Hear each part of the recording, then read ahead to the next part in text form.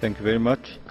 I give the floor to the distinguished representative of World Council of Arameans.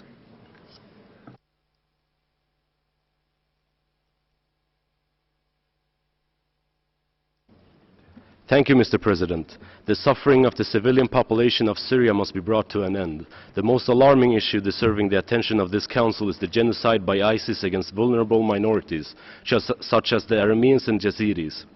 As noted before, experts, international institutions and world leaders have been convinced by the overwhelming evidence that ISIS is guilty of this crime of genocide.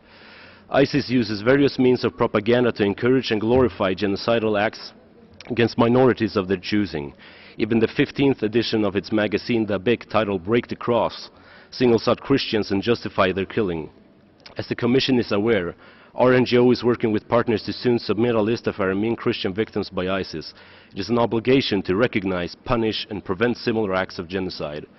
With respect to Northeast Syria, last year the Kurdish YPG forces attempted to impose Kurdish textbooks and Kurdish language courses on Aramean schools in Qamishli, which they have chosen as the capital of a self-declared federal region called Rojava, a name which has no historical basis. These last days the YPG forces have renewed and intensified their efforts. They also plan to enter all our houses to count the households in the region. Who gave them this right to disrespect the human rights of their fellow citizens? The Arameans keep rejecting these and other underreported ways of Kurdification of their historical lands and Aramaic language, but we stand alone. We urge the Commission, and in particular those states who work with and support the YPG, to address this alarming issue. Their personal goals do not contribute to peace in Syria, but threaten its territorial integrity and that of Syria's neighbors.